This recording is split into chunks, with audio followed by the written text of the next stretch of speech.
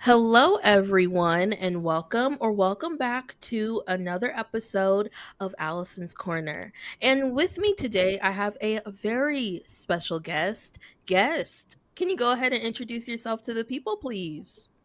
Yes, hello to everybody. My name is Dr. Warren Wright. I am a licensed professional counselor, owner of transformational counseling, coaching, and consultant, and I reside in Austin, Texas. So happy to be here.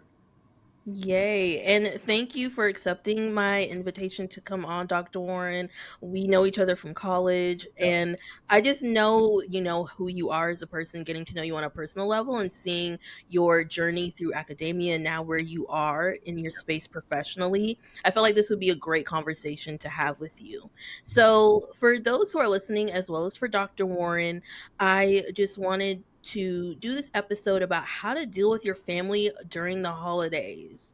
As we know, Thanksgiving is approaching, then we're going to have Christmas and New Year's, and a lot of people are going to be around their family, and we all have one crazy uncle that we don't want to deal with.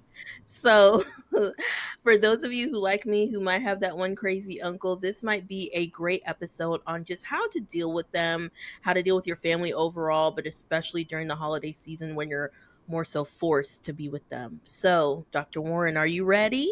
I'm ready. Let's go.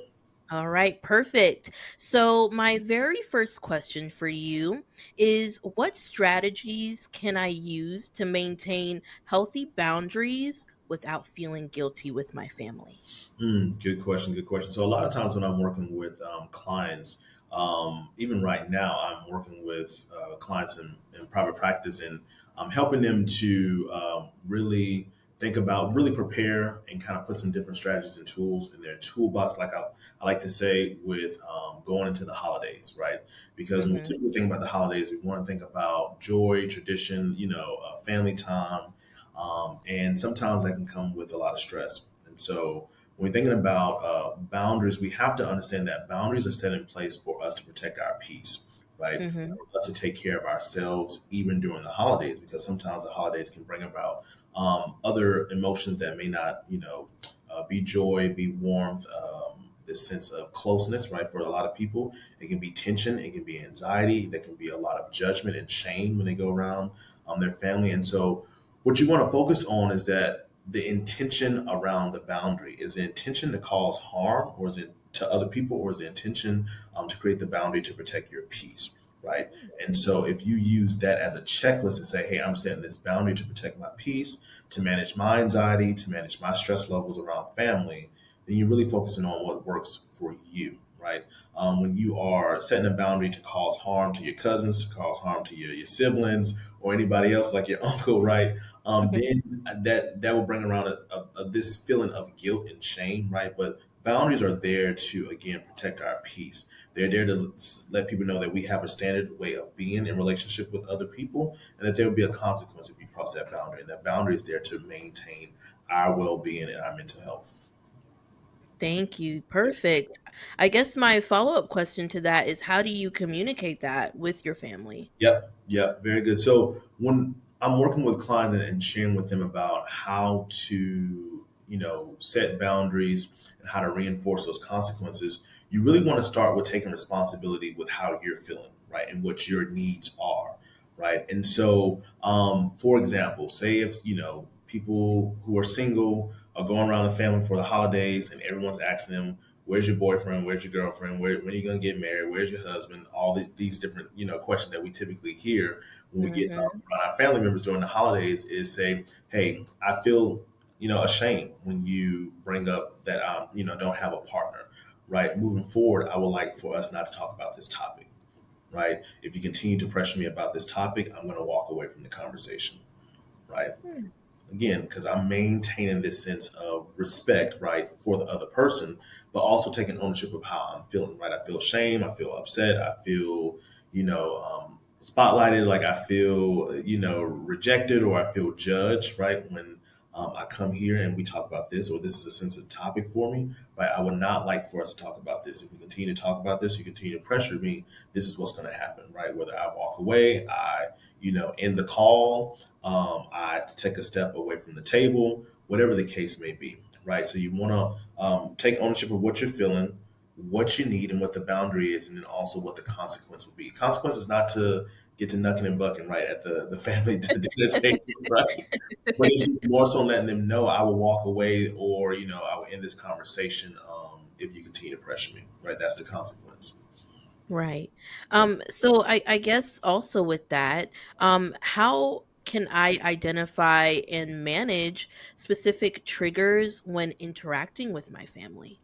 That is good. So a part of that really focuses on self-awareness, right? If you are aware of those things that trigger you, if you are aware of the people in your family that trigger you, then what you want to do is limit, right, the amount of time that you spend with them, the space that you share with them, because you want to be aware of self, right? I know that last year, even if it's not the trigger is not even about like something about you or something that you did, right? You know that you feel triggered when your parents argue in front of everyone, right? It's more so about your parents not having self control, right? And having respect for each other versus you. And so you have to really think about, okay, what can I do in order to maintain a sense of peace? Again, going to reducing my stress levels, right? And what can I do to take care of myself when I am feeling triggered? And we can do those different things, or attend to them when we know what those triggers are, right? Whether it be competitive family members doing the holiday games, whether it be someone talking about your weight, whether it be someone talking about how you don't have children yet, or whether it be someone talking about how, they're comparing you to your cousin who's more successful than you, right? Whatever Right. those triggers are, you want to take some time and reflect on that, right? And think about, how did I feel when that happened, right? For some people, they again felt shame, felt judged, felt rejected, felt isolated. Um, sometimes people feel dehumanized, right? And so you want to check in with yourself. Okay, in that moment, what did I need? Right. For me, it could be I needed connection. I needed to step away. I needed to go take a walk. Right. Get some fresh air. Get some sunlight. Right. And know how to attend to those needs. So that way, when those triggers come up, you know how to take care of yourself. Yeah. And to even segue further into my next question, because you mentioned going to take a walk, just cooling down. What are some other grounding techniques that people can use when they start to feel overwhelmed with their family? So good question. When I'm thinking about grounding techniques, one, I focus on how I'm feeling in my body, right? Hmm. So paying attention to that, right? So if there is a ache, if there's a pain, if there's a butterflies in your stomach, right? You can just acknowledge it, right? I'm feeling hot, I'm feeling warm, I'm feeling cold, my heart is racing, right? That helps you to pay attention to what's going on in your body, right? Hmm. Taking some deep breaths, right? Really breathing in the belly, right, from the diaphragm, and then exhaling slowly, right? That can be helpful. For some folks who sometimes feel dysregulated or feel re-triggered by a traumatic experience that they had within their family, I teach them the 5 4 3 2 1 technique, which where they use their five senses to ground themselves in the space that they're in, right, or a space that feels more safe and grounded for them. And so it'd be five things. They identify five things that they can see, four things that they can physically touch, three things that they can hear, two that they can smell, and one that they can taste, right? So that's a grounding technique. Deep breathing, of course. Another one can be going and, for some folks, taking their shoes off and walking on the grass, right, to really feel connected with the earth. That can be Hmm. helpful. Going outside and getting some sunlight, just really being in the moment, feeling how the sun is, on their skin, the heat from the sun rays, right? Just really paying attention to that can be grounding for some folks. A lot of times, too, some people will take like fidget toys, or if they have like a bracelet, right? They can just really pay attention to how the bracelet is on their wrist, right? What does it feel like? Is it smooth? Is it rough? It helps them to stay present in the moment. Those are different grounding techniques that I would share with folks. Yeah, I love that. I love being able to just step away and just connecting with yourself for a minute, or even when you're in that environment, Yeah, just kind of having those techniques around so you can just mentally calm yourself down, because as we know, it can sometimes get overstimulating with certain family members. exactly, exactly. Um, one question I did want to ask is, before we even meet our family, how can I prepare myself emotionally before I spend time with them? That's a good question. So without getting too, because I feel like my counselor hat is really on now, but I um, love it. Go ahead. Go ahead.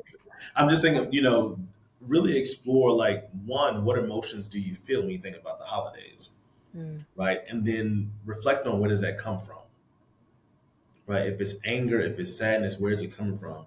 Because a lot of times, not a lot of times, our emotions communicate to us, right? So we don't just feel them just because, right? Oh, I'm just feeling angry just because I'm angry. That's not true, right? Or I'm feeling sad because just sad. That's not true.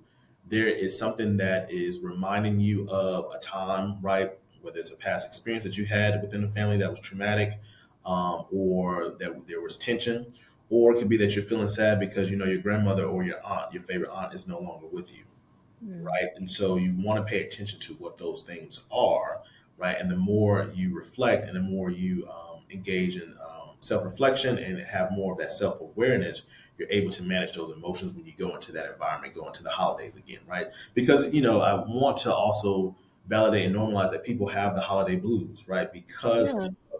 a past experience where a loved one isn't there anymore, their favorite, their pet isn't alive anymore. Um, it could be that their job moved them across the country, so when they come back, they also have to experience this sense of grief, right, and loss when they leave, right, the family Mm, gathering. So they don't want to experience that, so then they avoid going back to their families for the holidays, right? So there's a lot of different reasons, and so I would say pay attention to what the emotions are, right? Identify them, reflect on where they're coming from, where they stem from, and then do what you can to attend to those needs and take care of yourself moving forward. yeah. Thank you for that Yeah. because I mean, not everybody has a great family dynamic. Right. And I know for some people, this time of year can be dreadful. Hmm. And so, knowing what to do before you meet with other members of your family, I think that's a great way for them to be able to cope. Yep. Another question that I have when we were talking earlier about dealing with sensitive topics that family members sometimes bring up, what are healthy ways to handle criticism or unsolicited advice from my family members? Oh, that's a good one too. I think one thing we have to be aware of is that for some folks they don't want to change.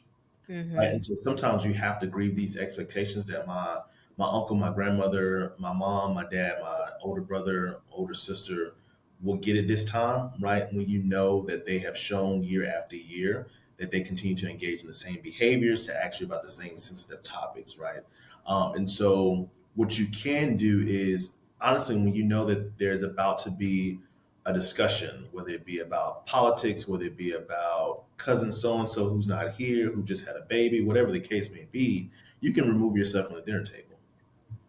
Okay. Remove yourself from the dinner table, right?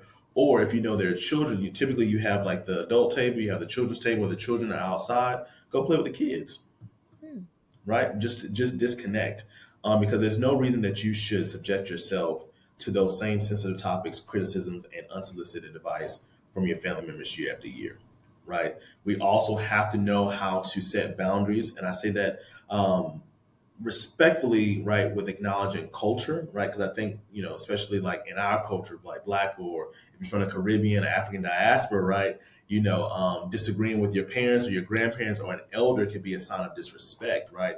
And we mhm, have to really know how to create more of this sense of flexibility, in that just because we're taking care of ourselves or protecting our peace doesn't mean that we're disrespecting our elders, right? We're learning how to be changing the way in which we're in relationship with them, right? And so that means setting boundaries sometimes with your parents, right? Sometimes with your grandparents, sometimes with an older cousin or older family member who just doesn't have a filter.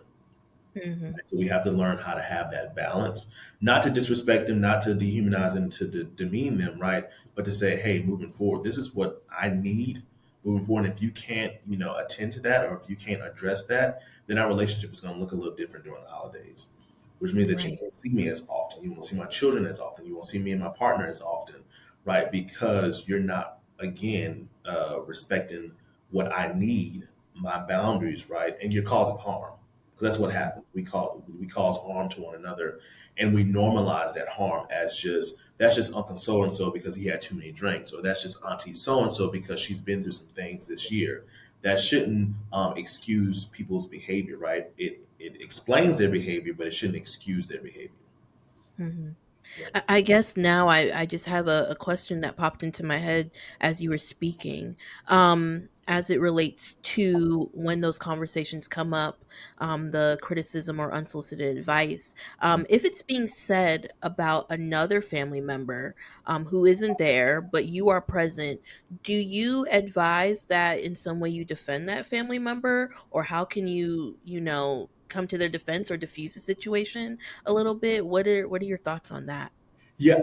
So I would one check in and say, do you have the capacity to do so? Mm, Do you have the okay. capacity to do so? Do you also have the support to do so? Because sometimes if you are the odd one out or the one that thinks different in the family,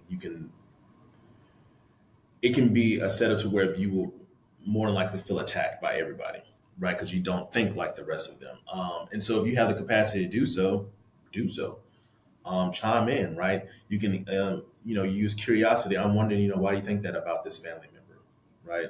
I noticed that this family member isn't here, right, this holiday, or they haven't showed up the past 3 years for our family dinner. I wonder if this could be the reason why, right? So that way, more your family members are more aware of their behaviors and how that can perpetuate harm in the family dynamics, right? Because I think people lack awareness, right? And sometimes people don't check people in a early enough, right, for them to stop their behaviors, right? Sometimes they think it's funny, or this is just what we normalize in our family, not knowing that we are causing harm to our family members and our loved ones unintentionally. Mm, So if you have the capacity to do so, say something. If you don't, then you don't, right? But you also have to realize too that sometimes we're dealing with family members. You have to know when to take what you need and when to leave the rest, right? And so if it really doesn't, appeal to you, or you feel as if I really don't need that advice, I didn't ask for it, so I'm just going to let you talk to yourself and to this wall, right? Because I'm not listening. I hear you, but I'm not listening. mm. Yeah, no, I agree. I agree. So when it does come to expressing your needs or your concerns, how do you do so in a way that's respectful? Yeah. One is by taking ownership, right? I share with clients to use um, I language, right? Share about what you are feeling, share about what you notice, what you are observing, what you experience in the family, right? Or in the relationship, the conversation. Take ownership of that. So that way it doesn't feel like an attack for other people, right? So, for example, say if, I don't know, we were engaging in a conversation and I didn't like that you stepped on my foot or something like that and didn't say excuse me. I'm not gonna say, see, you always do this, go on attack mode, right? You always you don't respect other people's space and stuff like that. I'm just gonna say, my foot hurts now, right? Taking ownership, right? Because you stepped on my foot, right? And so that way you are aware of it. So that way we can engage in conversation. More than likely you would turn back around and say, you know what? I'm sorry. I didn't see you there, or let me, remove this or something like that. Let me respect your space, right? You acknowledge the mistake and take ownership of it, right? And so one thing that we can do is, instead of jumping to the defense and using you language or blaming the other person, take ownership of what you're feeling and what you need, right? So that way it can be more of a civil, respectful conversation. Right, right. I guess even going further into that, how can I navigate conversations with my family who may have different values or opinions from me? Yeah, I think having the awareness, right, that one, like you just said, that I may have different values from other people, right? Mhm. So acknowledge that it's not a personality thing, or acknowledge that there's no tension or beef, that our values are different, right? Which means that we may have value conflict, right? Which is okay, right? Everyone doesn't have the same values. And then also, when you grow up in a family and you move off, right, whether it be, for a career, the military, um, school, you may unlearn some things from your family, right? Or your values may change, and that's okay, right? Having that sense of acceptance too about, hey, I've grown to learn and to do things differently, right? And that's cool, right? It doesn't mean that you have to, accommodate for other people's values or change who you are, put this mask on for your family members, because a lot of people feel that way. Go in and be yourself, right? And know that it's okay for our family values, your personal values to go exist with mine. Mm, It doesn't have to be this or that, one or the other. Both of them can coexist at the same time. mm. So let's say a conversation comes up and things start to get heated, Yep. as they sometimes do. Yep. What are some strategies that people can use if they want to de-escalate the situation? Yeah, I think so. I'm trying to think of a good example. So, if they want to de-escalate the situation, I guess for what purpose? Is it for someone else? Is it for themselves? I guess it's to I mean, I don't know, I guess I look at it more so as just keeping the peace. Or, you're around everybody. Let's just for this one time have a good time and Yep. Yep. yeah. But then I think about too is just like, are you always the one feeling like you have to be the peacekeeper? Hmm. Right? Okay. Because sometimes we do things because we're used to doing them, or that we feel like we have to do them, right? If people are going to argue and fuss and you don't want to be a part of that, I always just say remove yourself, right? Because a Mhm. lot of times we put pressure on ourselves that we have to take responsibility to be the peacekeeper in the family because that's what we did growing up in the family. Mhm. As the youngest sibling or as the eldest daughter or as the eldest cousin, right? We had Mhm. to be the responsible one. You can relinquish that responsibility, Mhm. right? Um, I think one of the things too that we can do or we can acknowledge is when that happens is like, what's the overall purpose? Like, what's the goal? Is it just Mm. to be right or is it to be heard? Because we can have difference of opinion and still hear each other. Right. We go into an argument to say, I got to prove you wrong or all y'all wrong, and I got to prove myself right. That really impacts the family dynamics negatively, right? And so, really, I mean, can ask ourselves these questions, but then we can ask our family members too. What was the purpose of that conversation, or that argument, right? To really help them to understand how silly sometimes they can show up, right, and how harmful they can show up, Mhm. because I think a lot of times, especially working with particularly black men and women in my practice, there is a lot of this pressure that they put on themselves when they go back into their family systems because of their dynamics growing up, right? Whether it's sibling order, whether it's a parent was missing from the home or a parent was sick, so they took on this responsibility. So they feel like I have to do this when it's like you really don't. You can relinquish that sense of control and responsibility. Mm. Yeah. Listen, you're preaching to the choir. I'm just like, yeah, I might have to do some of this stuff when I see my family too. So I appreciate it. But Yeah. it's really interesting when you speak about family dynamics and relinquishing the control or the sense of responsibility Yeah. that we had growing up. Because I do feel like, especially speaking for me as an eldest daughter, Hmm. um, relinquishing that control or that responsibility, um it's hard to it's almost like a break from your identity. Yep. And so it's a little bit hard to do away with that when you can. You always know that you don't have to, but it's like, who is going to carry the load if I don't relinquish control, or if I don't keep the peace, Yeah. or if I don't separate mom or dad or auntie and uncle from fighting? Who is the person that's going to be responsible? So Yeah, yeah. yeah. And I think a lot of that too, we can, if we know that we have in that person and we know that we still want to help, it is my intention to still take on that responsibility. Do you have to do it by yourself? Yeah. Right? Do you have a cousin? Do you have another aunt or a grandparent, a child, right, that can support you and back you up in that effort, right? Because no one wants to see their families, argue and go at it, right, or be violent and harmful to each other. And so, if you do take on that responsibility, do you have to do it, right? If you're choosing to do it, that's the difference. Right? That's autonomy, right, and choice. Mhm. I'm actually choosing to do this thing. Yeah. Let me delegate and or rally support, right, from other family members that can help me diffuse when the two uncles, get to beefing over something that happened 20, 30 years ago, right, that they didn't let go of. No, yeah, I definitely agree.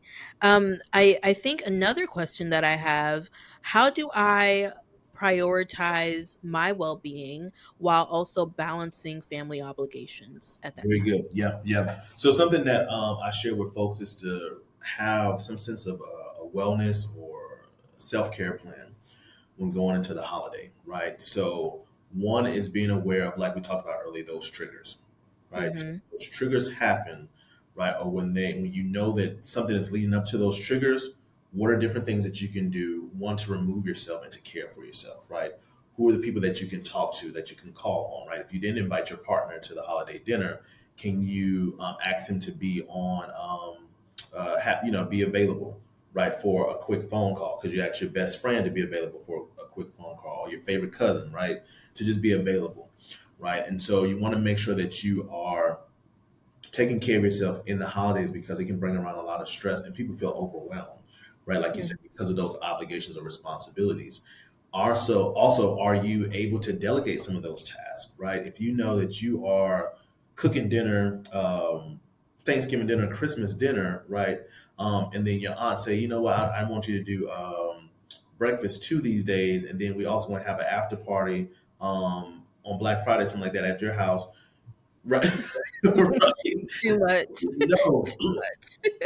I can't host all of those, right? I want Mm-hmm. to, right, share with them, say, hey, I want to host. I want to, host a family, but this is what I have the capacity for. We can do Thanksgiving dinner here. Let's do Christmas dinner somewhere else, right? Let's go out, or let's cater breakfast, or let's go to a restaurant, right, for breakfast or brunch, right? So that way you don't have that responsibility for all those different events for the family holidays, right? So that way you're not feeling overwhelmed, right? And then also being okay with asking for help. It's not a sign of weakness. Saying, hey, yes, I did take on these tasks to host a family, but I need some help with people decorating. I need some help with people going doing the grocery haul or the grocery shopping. I can do the cooking, but if someone else can do all the, picking up the items, or someone to, I don't know, wrap the gifts, whatever the case may be, Yeah. delegate some tasks so that way you're not taking on all this responsibility and feeling overwhelmed and stressed and burnt out. And now you just like the holiday passed, and you didn't have any type of holiday cheer because you were stressed out that you had to do all these different things for the family. Yeah. Yeah, no, I agree. Listen, I am a caterer, make a reservation. If we do not have to be slaving in the kitchen all Yep. day, Yep. I am good for a one phone call. Here's my credit card information. Yep. Because I do think sometimes when the holidays come up, a lot, especially I notice more so in our older generation, our Hmm. older family members, they really want to stick to tradition. Yep. And one thing that I have been trying to tell, especially my parents, Hmm. tradition can change. It may Yep. have been this way when we were growing up because we were little, but now we're all adults. We're making our own money. We can do something a little different than outside of what it used to be, and it's Exactly. okay for it to look a little bit different if we need it to. So I completely agree. In just sometimes family obligations you can change it a Yep. little bit as well. So Yep. yeah, Exactly. yeah. Yeah. So another question is, what are ways to enjoy the holidays on my own terms without feeling isolated? Ooh, that's a good question. So I guess when you think about on your own terms, I would say invest in the activities or traditions that bring you joy, and Okay. divest from the ones that do not. Right? Mm. So if you know you like to brunch with your cousins, go brunch with your cousins, right? Yeah. And if you know that family dinner is going to bring around the issues and past family trauma and history of just concerns and beef and stuff like that with your uncles and your aunties, then just don't attend the family dinner, right?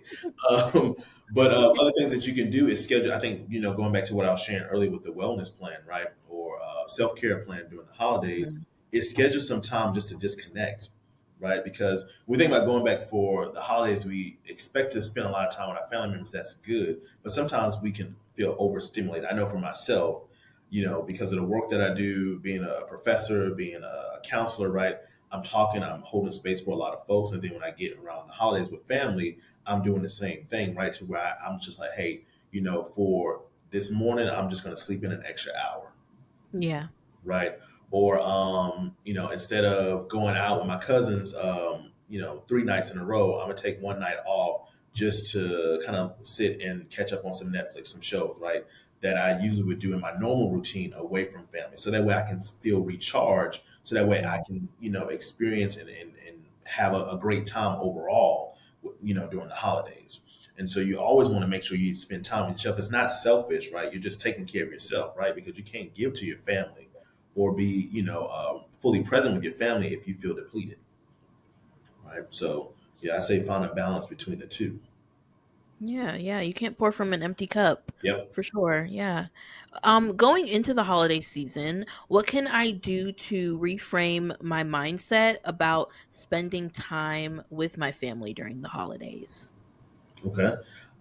Check in to see what is it that you need. How much time are you willing to spend with your family, right? How much time do you need to spend with yourself, right? Also know what's the itinerary, because sometimes if we have spontaneous families, right, you have some parents or some grandparents just like, yeah, we're gonna do all these different things, and you didn't prepare for that, right? You didn't sign up for Mhm. these things, right? Or you are trying to get through the holidays on a certain budget, right? So you have to know your capacity for a lot of these different things, and so that's why I say reflecting and preparing, even before you get there, is what's going to be helpful, right? This is my financial budget for the holidays. This is what I can contribute to. This is what I'm responsible for. Anything else, I'm going to have to say no this time, right? That can change, like you talked about earlier, where, this year we can do something that's more traditional. Next year, let's go on a family cruise, right? It can change. So know what you have the capacity for going into the holidays, right? And having an itinerary, or at least have some type of agenda that you know that those are the different activities that you're signing up for, right? Or these are the folks that you're connecting with, and just go in with a plan, right? Don't go in all willy nilly and just try to be spontaneous, and then you end up spending $1,000 when your budget was 350, right? Mhm. So. Mhm. Yeah. Another question. So, how can people focus on creating more positive moments rather than anticipating negative ones to take place? Mhm, mhm. So that's a good question. So with that, we have to think about too, what's our stuff that we're bringing to the holidays, right? Right. The issues, unresolved grief, pain, trauma that we haven't worked on and done our work, right? Because we also have to check ourselves too. So if you know that you are, for some of my clients always say, like, I'm in a pissy mood, right? Going back to the holidays. I really ain't not trying to deal with my older sister. I'm really not trying to deal with my younger brother or my parents and all that. It's just like, okay, like, where's that coming from? Again, like, reflect and say, where's this coming from? Well, I always feel this way. Okay, well, when was the time when you didn't feel that way? Right? What was happening? What was going on for you? Right? What is it that you needed then? What is it that you need now? Right? We always have to check in with ourselves, right? Each morning, how am I feeling? Right? I got here, we got here safe. If you have a family, the kids good, my partner is good, right? Okay, what are we preparing for? Because you don't want to always go in and anticipate this stress, right? Or this sadness, because then that impacts your mental health, emotional well-being throughout the holidays. And now you're just stuck in your head versus being present, right? So we have to think about some stuff that we need to do on our end to deal with our own stuff before we bring that and project that onto our family members. Yeah. Yeah. And my last question for Mhm. you, are there exercises to help me stay calm and composed in the face of family stress? Yeah, there's definitely some exercise. I think going back to the ones that we talked about earlier with the grounding techniques, right?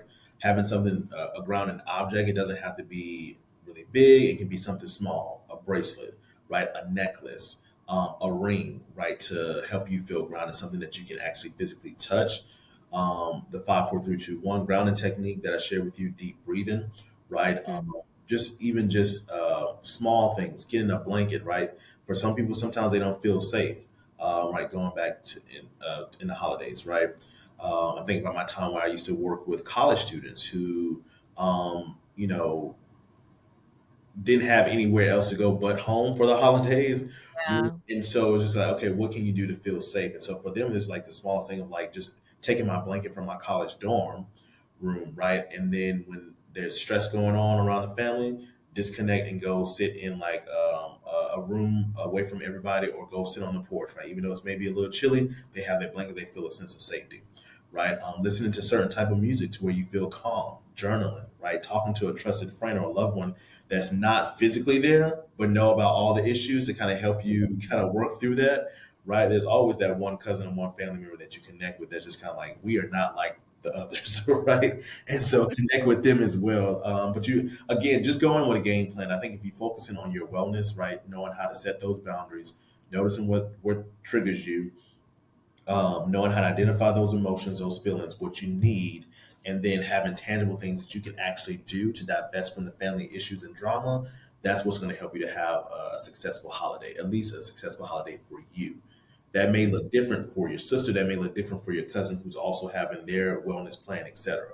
Right? Yeah. So you just have to know what works for you when you go into the holidays. Mm. Well, thank you so much, Dr. Warren. I really appreciated this conversation. I know so many other listeners would appreciate it as well. If you can, before we go, can you just let us know where the people can find you? Let us know. Yeah, so I'm on Instagram at I am Dr. Warren. That's IAMDRWARREN on Instagram. I am Dr. Warren. And then I also have my website is drwarrenwright.com. Perfect, perfect. And for those of you listening, thank you so much. God bless. Have an amazing day. And thank you all for listening to God bless. Allison's Corner.